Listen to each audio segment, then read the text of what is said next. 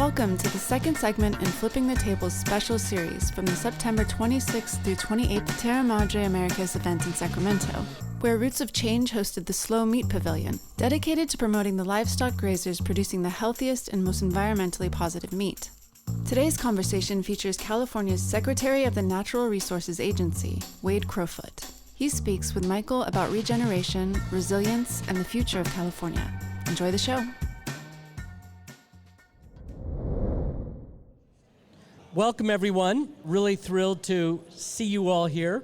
We're going to have a very interesting conversation with a person I hold in high esteem because he has been central to making a huge contribution to ending the battle between agriculture and environmentalists. This is the Secretary of the Natural Resources Department for the state of California, Wade Crowfoot. Wade and I actually met 20 years ago when the first big slow food event happened. Actually, before that, conversations with then Mayor Newsom, who Wade worked for at that time. He was our liaison when we were having conversations between farmers and the mayor about food sheds. And you were instrumental in organizing that. And then we did the first big slow food event in the United States, which was Slow Food Nation, 2008, which the mayor and the administration at the time hosted for 80,000 people that came to San Francisco for 3 days. That was a great thing. So you've been part of it from the beginning. Yeah, it was a great story. So most of us at that point, 2008, had no idea what slow food was. And it was Alice Waters, actually, that organized a dinner for the then Mayor Newsom staff to... Chez Panisse, we did one too. Yeah, Chez Panisse. This was actually at somebody's house. It was a beautiful, simple, farm-to-table dinner where she explained what slow food was, because at this point, Slow Food International needed the city to really put its shoulder to the grindstone.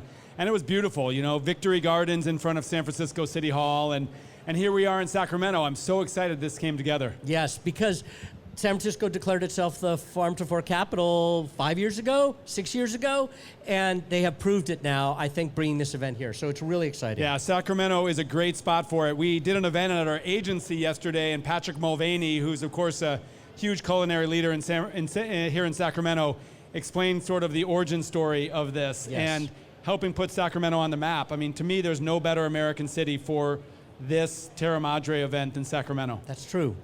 So I'm going to switch gears here a little bit and turn the topic to how California has been so instrumental in creating, I would say, thoughtful policies that support the kind of ranchers and farmers of meat that are being showcased here at this event. The Natural Resources Agency is in charge of the policies, implementing the policies for the state of California related to natural resources. Just talk about your department. Yeah, so we're a big state agency with a lot of departments you may have heard of, including our Department of Fish and Wildlife, charged with protecting nature, our Department of Water Resources, all focused on getting water around the state, CAL FIRE, state parks, our state conservancies. So our mission at the agency is helping people and nature thrive together. Yes, and yesterday at the department you gave a really great opening comments to a panel of ranchers and environmental stewards. Audubon was there talking about their ranching program. So why don't you talk to us about this idea of working lands and the 30 by 30 goals of this state and how they're connected? Yeah, I think the paradigm has really shifted in the last couple of decades. Traditionally, if you think back to 50 years ago, there was this conception that there were environmentalists and then there were farmers and ranchers, and that somehow the two couldn't meet, or that, agriculture impacted the environment in negative ways, so it was an either or. And of course, over the last couple of decades, we understand that sustainable agriculture is critical to conservation in California. 40% of our lands, about 40 million acres, are working lands. They're in farms, they're in ranches. And a lot of the conservation that we do actually needs, for example, grazing.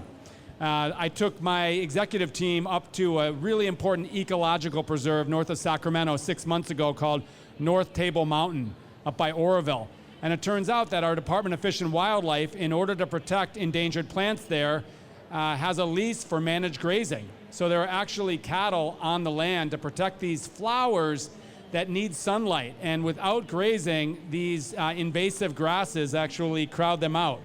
So this is just one example of where, people like me who are really focused on protecting the environment, restoring the environment, are realizing the benefit of really thoughtful, visionary farming and ranching and how that can achieve our goals. Yeah, and you work very closely with Secretary Ross from the Department of Food and Agriculture, which also I think is quite interesting, this paired relationship, this interagency collaboration. Are there some different particular programs that you've worked together to create? Yeah, so I would say one is that the dots are being connected between agriculture and environment in California. We know this whole Terra Madre is about understanding the connections that food has with our health, has with our culture, and has with our environment. So there's some amazing stuff that our Department of Food and Agriculture is doing with us here in California. One initiative is called Healthy Soils, and it's investing tens of millions of dollars on helping farmers shift or improve their soils, get more organic material into soils, for a range of reasons. One, it improves the health of soils, the biodiversity of soils. It does a better job retaining water, which of course we need. It also stores carbon. The more organic content you have in the soil, the more that actually you remove carbon from the atmosphere and store it. Healthy soils is a great example. We're also doing really important work on invasives, because invasives not only impact the agricultural economy. When you say invasives, you mean invasive plants? What are you talking about for people here? Invasive plants or invasive insects, invasive species.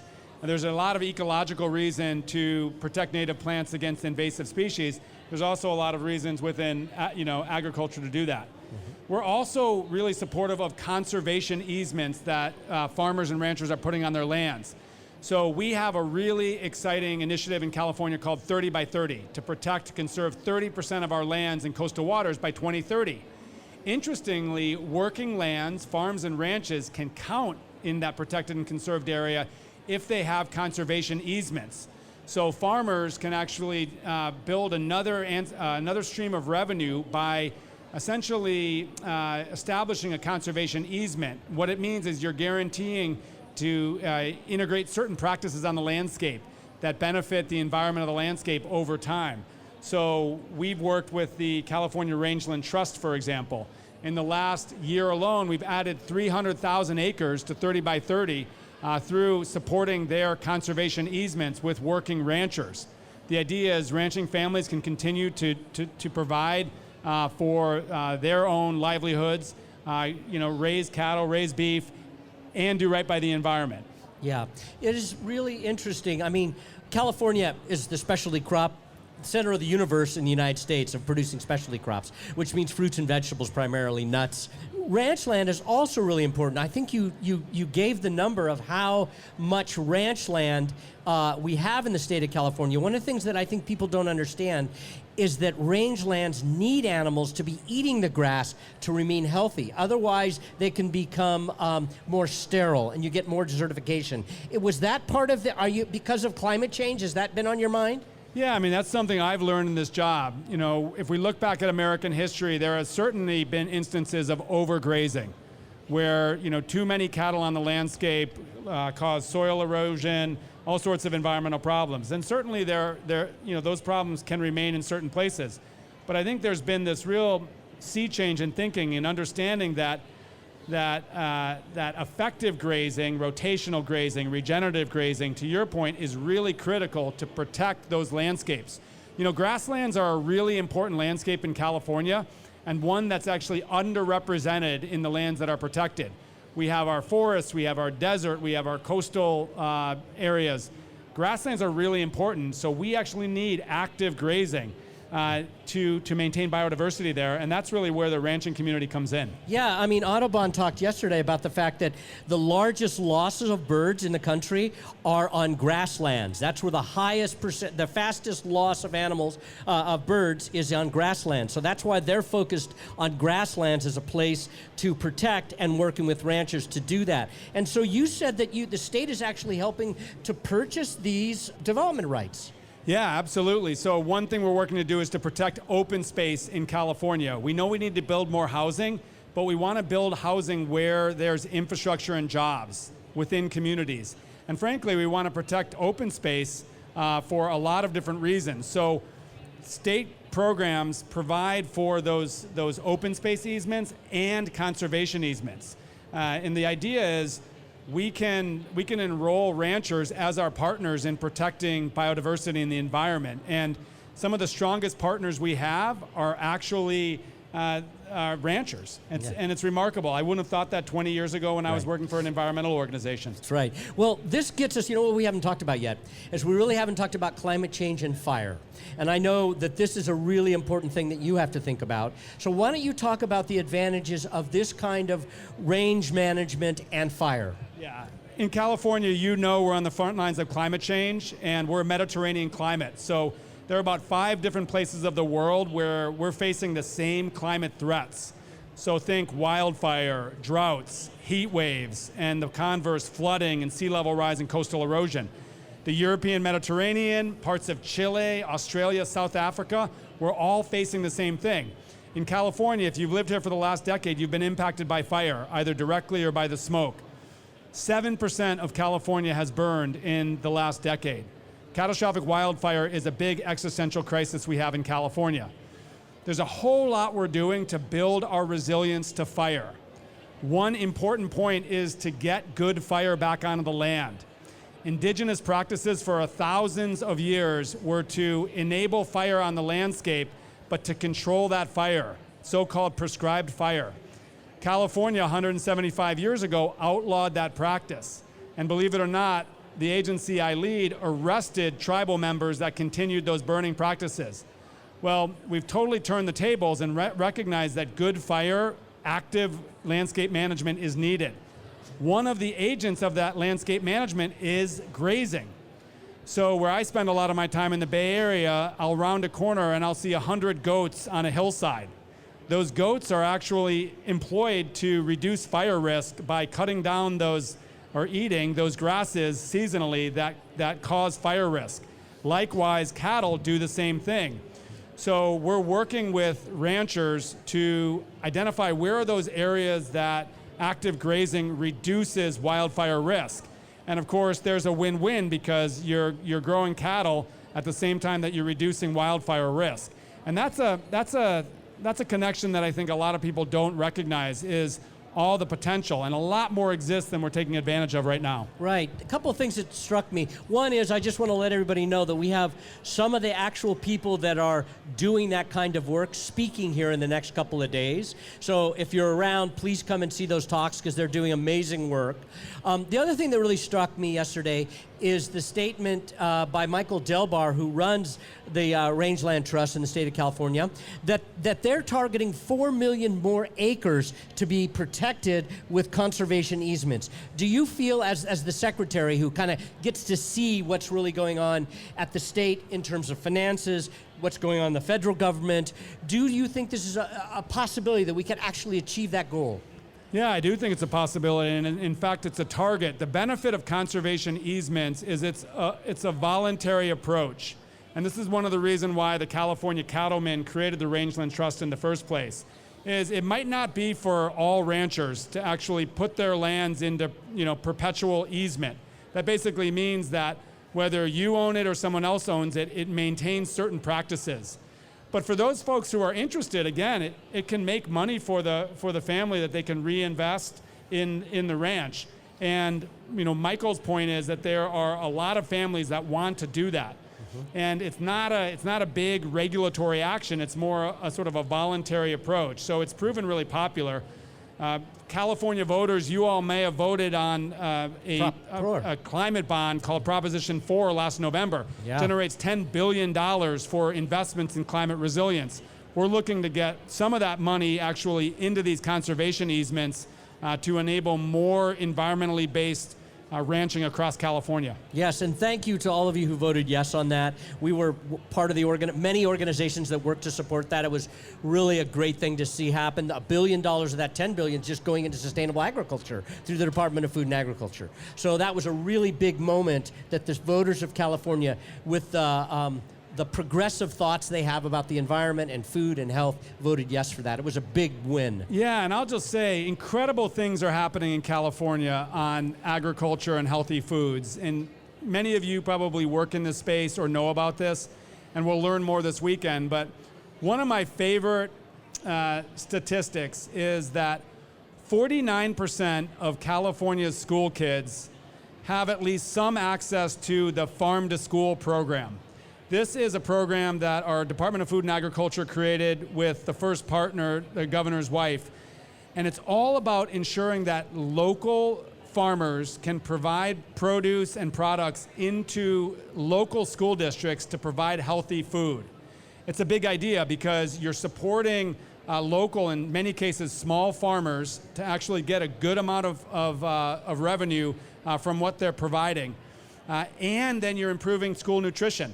Now, when this started, I thought, interesting idea, but how much can it scale? Well, fast forward like 7 years later, almost half, the 49% of kids are getting this lunch. My daughter goes to school in East Sacramento at a public school, and I remember that first month actually getting a flyer back explaining where the apples that she was eating were coming from within Sacramento County. It blew me away. Yeah. Fantastic. Yeah, I will also say I want to thank you because we've been working in a similar process actually with Richard's Regenerative, which is a ranch back there, actually also left coast beef right there, who have all been part of feeding the University of California and the med system. And you came to our first opening conversation about that and supported by talking about the importance to the state of the ranchers that were doing this work. Yeah, it's a big idea, which is the University of California has major purchasing power. You think about every cafeteria, every restaurant at every UC campus. 260,000 people a day they feed. Incredible. And someone is sourcing that food. And you can make decisions, that to source the healthiest, most local product or something else. And so Michael, Roots of Change, partners have made the case to UC, why not source healthy, locally produced beef for those 260 miles every day. Right. And the big idea is it creates scale. I mean, part of the challenge with a lot of these growers is achieving scale against some of the, embedded structure that we have, that bigger is better, imports, frozen, et cetera. So what you're doing is finding those enlightened partners like UC that are willing to purchase at that scale. Yes, and now, as of yesterday, we were told by Santana Diaz, who some of you may know, who's the head of the culinary director for UC Med, said 6 of the 10 campuses are now in on the program, and more of the med system. There are 5 med systems there, and there are 10 campuses, so we're almost to 60% of the whole thing, and that'll be amazing because it does impact the producers. It gives them a market. So I want to start. I don't know how much time we have. Someone out there's got to give me a time check. But I just want to figure out what you think about the future. So you've been working actually for this administration and the previous administration in San Francisco, where you did groundbreaking work on city policy related to food systems. Now you're working on state policy for the food system. What do you see in the next, you have just over a year till your administration is finished. What do you hope to achieve in that time? What more do you see you might be able to do with the limited time that you have? Well, I'll say, first of all, let's be real. These are challenging times. We know that climate change is accelerating. We feel it in California. It impacts our lives. We have a hostile administration that's sticking its head in the sand, really the only government in the world that's denying the impact of climate change, and they're doing it in an increasingly hostile way to California. So these are serious times, and these are troubling times. I mean, in my career, I continue to shake my head at what I see over the last several months. All that being said, though, this is an incredible time to be doing this work in California, because California is a beacon to the world on environmentalism and climate action. And of course I say that working for the governor, and I'm proud of what we're doing, but it goes beyond any leader or any moment. California has been a place that the world has looked to for what's next. And to me, what makes me optimistic is what's next at really shifting this paradigm, demonstrating that the 4th largest economy in the world, California, if measured by its GDP, would be the 4th largest economy in the world, larger than virtually every other country except 2 other countries and our own. And yet we are, with that scale, we are driving down the field. As I said, half of our kids now have access to local farm-raised food. Our targets to reduce carbon pollution are super ambitious, and we're making progress. And the thing that I'm most excited about is we're integrating nature. For too often, nature was sort of seen as something different. Yes, we need to attack climate change and go solar and get a zero-emission vehicle. But what we're finding is that well-managed lands are part of the solution. Right now, our lands are a source of emissions, primarily because these big catastrophic wildfires, meaning they make pollution worse. The vision is that our lands need to be a sink for carbon pollution. We all learned this in 5th grade. You know, the plants, the trees take carbon dioxide and they release oxygen. We need our plants, we need our soils to do that work. And in California, we're shifting the paradigm. Yeah. So this weekend, Terra Madre is about continuing to drive that cultural shift. And I think with the leaders we have in government and then the creativity we have among the purveyors and the farmers, the ranchers and groups like yours, we're gonna show the world how to get it done. Good, good. You know, I want to open it up to the audience. People may have questions for the Secretary of Natural Resources in the most, I think, forward-thinking environmental government in the world. So does anybody have a question, please? Yes, I'm Molly. I'm a rancher and also helping Roots of Change this weekend. Given the federal headwinds on this type of work, what is the state of California doing to ensure that farmers and ranchers in California who may be seeing, the lack of federal support will be, able to meet these goals? Yeah, we're trying to double down on the funding and the support for sustainable ranching and farming in California. I mean, it's pretty crazy what's happened at the federal government. They have actually used AI through their DOGE process to identify Department of Agriculture programs that have the words climate change and sustainability, and actually work to zero out those programs or funding. It's crazy. And these are voluntary programs that farmers and ranchers are using to improve the health of their soils, et cetera. So from our perspective, one is continue to sound the alarm because we can't have federal leadership doing this. And so ultimately that means we need a different approach at the federal government. But California is going to continue to invest. Michael explained $1 billion of that $10 billion of the climate bond continuing to invest in California ranches and farms that are making these decisions. We're going to be there. We also want to understand, where we get in the way. State government, our government, other governments, we make things very difficult to do sometimes. So we were doing an event for Terra Madre at our agency yesterday, and we heard from a rancher that said, look, I'm trying to do the right thing, but I have like 7 different agencies and 15 different permits to work through to actually bring, organic compost onto my farms. So that's another thing we're working to do. Funding, but also streamlining. Enable you to do what you want to do, how you want to do it, in ways that benefit the environment. Interested in the ties with climate and the food system, and that's incredible news about the UC system and buying local California beef.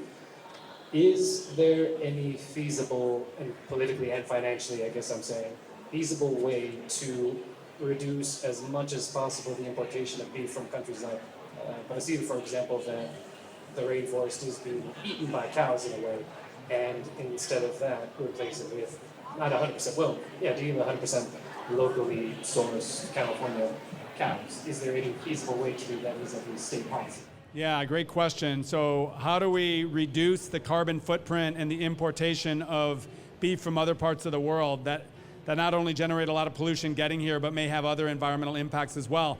I mean, I think our focus is supporting California-grown beef in this area, but also produce, et cetera.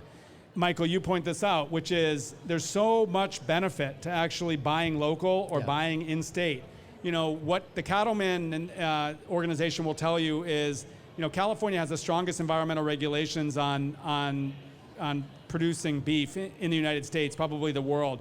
So if you're buying meat or beef from California, you are buying the sort of the greenest form of that product in the world. From my perspective, we also want to be lifting up more of this local sourcing for economic benefit. We know our rural communities depend on agriculture, including ranching, and the more of this that we can bring into the UCs of the world or the public school systems or incentives that we can provide. So I think there's a win-win to lift up our in-state economy in the purveyors here today. I don't know, I'm not smart enough to know if we can totally substitute the importation of beef, but I think the idea is to create a really thriving market in California for all those reasons. Yeah, couple things that could happen. One is that we could label meat that's not from the United States as not from the United States to give people more choice.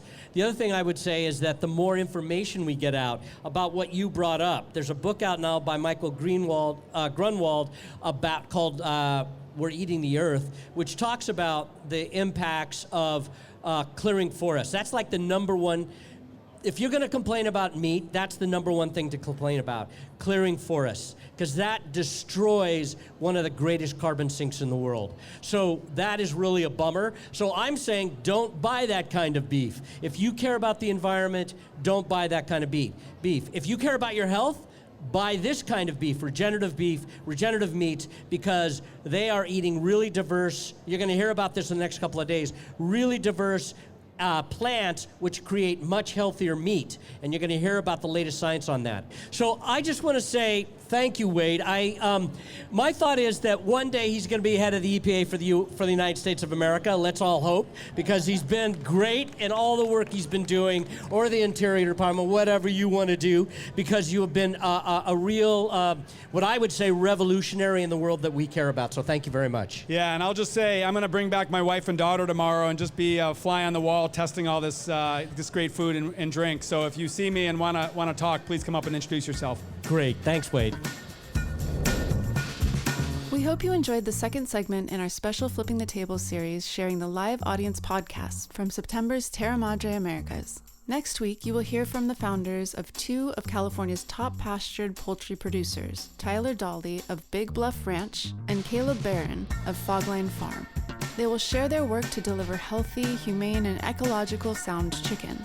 Finally, we'd like to thank our primary Terra Madre Americas sponsors, Good Earth Natural Foods, Tomcat Ranch Educational Foundation, Harvest Path, and Richards Regenerative. Thank you for listening.